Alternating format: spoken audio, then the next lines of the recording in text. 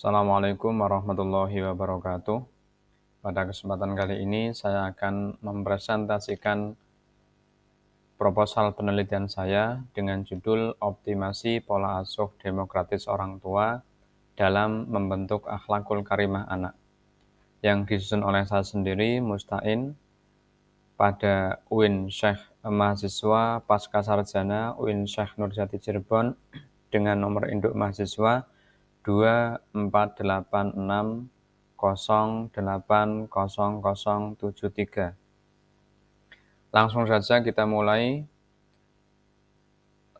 Latar belakang penelitian pada proposal ini adalah pola asuh demokratis adalah pola asuh orang tua yang menerapkan perlakuan kepada anak dalam rangka membentuk kepribadian anak dengan cara memprioritaskan kepentingan anak dan bersikap rasional atau pemikiran-pemikiran. Namun realitasnya, masih banyak orang tua yang dipandang sadar akan pendidikan anak, namun tidak sepenuhnya memahami atau mengoptimalkan pola asuh demokratis dalam membentuk akhlakul karimah anak. Selain itu, tantangan membentuk akhlakul karimah di era modern seperti sekarang ini semakin sulit.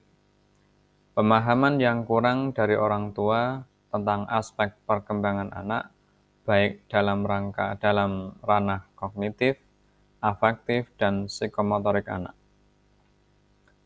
Selanjutnya, pernyataan masalah. Meskipun pola asuh demokratis dikenal sebagai pendekatan pengasuhan yang ideal dalam membentuk karakter anak, pada kenyataannya masih banyak orang tua yang belum menerapkan secara optimal pola pengasuhan yang cenderung otoriter atau permisif, serta kurangnya pemahaman orang tua tentang tahapan perkembangan anak berdasarkan aspek kognitif, afektif, dan psikomotorik, menyebabkan nilai-nilai akhlakul karimah tidak tertanam secara utuh pada anak. Selain itu, arus informasi dan pengaruh lingkungan digital juga turut mengaburkan upaya pembinaan akhlakul karimah dalam keluarga. Oleh karena itu, diperlukan kajian mendalam mengenai bagaimana pola asuh demokratis dapat dioptimalkan dalam membentuk akhlakul karimah secara holistik melalui pendekatan taksonomi Bloom. Penelitian ini juga bertujuan untuk mengukur sejauh mana pola asuh demokratis memiliki pengaruh yang signifikan terhadap pembentukan akhlakul karimah dalam dimensi kognitif, afektif, dan psikomotorik. Rumusan masalah pada proposal ini ada 4. Yang pertama, bagaimana pola asuh orang tua membentuk akhlakul karimah melalui pengembangan kognitif. Yang kedua, bagaimana pola asuh demokratis orang tua membentuk akhlakul karimah melalui pengembangan aspek afektif. Kemudian yang ketiga, bagaimana pola asuh orang tua, demokratis orang tua, membentuk akhlakul karimah melalui pengembangan aspek psikomotorik. Kemudian yang keempat, apakah terdapat pengaruh signifikan antara pola asuh demokratis orang tua terhadap pembentukan akhlakul karimah anak secara keseluruhan. Tinjauan konseptualnya bahwa pola asuh demokratis diasumsikan memiliki pengaruh signifikan terhadap pembentukan akhlakul karimah anak, karena menciptakan lingkungan rumah yang kondusif bagi tumbuhnya nilai-nilai moral secara alami dan bertahap. Ketika anak mendapatkan penjelasan rasional atau kognitif, keteladanan dan penguatan atau afektif, serta latihan berperilaku dalam hal psikomotorik, maka proses pembentukan akhlakul karimah akan berjalan optimal. Tinjauan teorinya, di sini ada 2. Yang pertama, teori pola asuh orang tua.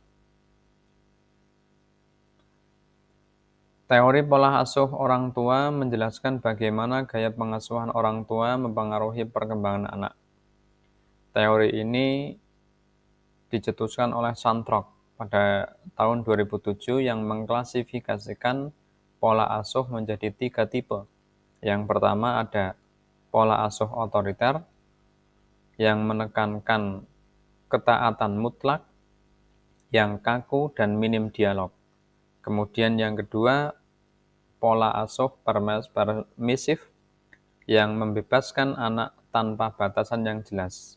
Kemudian yang ketiga ada pola asuh demokratis yang menggabungkan kontrol dengan kehangatan, memberi ruang dialog, dan mendukung kemandirian anak.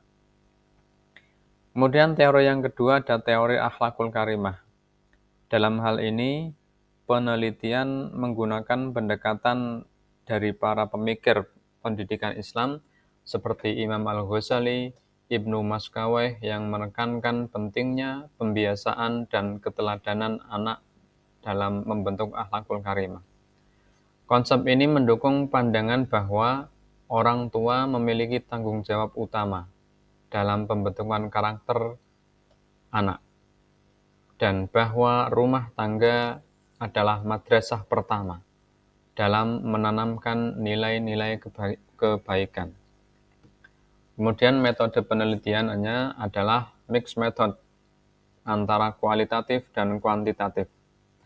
Jenis metode yang digunakan dalam desain ini adalah sequential exploratory design, yaitu dimulai dengan pengumpulan dan analisis data kuantitatif, kemudian dilanjutkan dengan pengumpulan dan analisis data kualitatif untuk menjelaskan atau memperdalam temuan kuantitatif tersebut.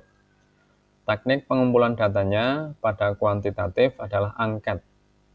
Kemudian pada kualitatif menggunakan wawancara, observasi, dan dokumentasi berupa catatan kegiatan.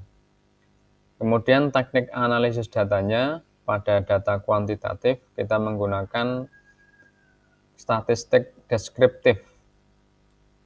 Pada kualitatifnya dianalisis dengan teknik open axial selective coding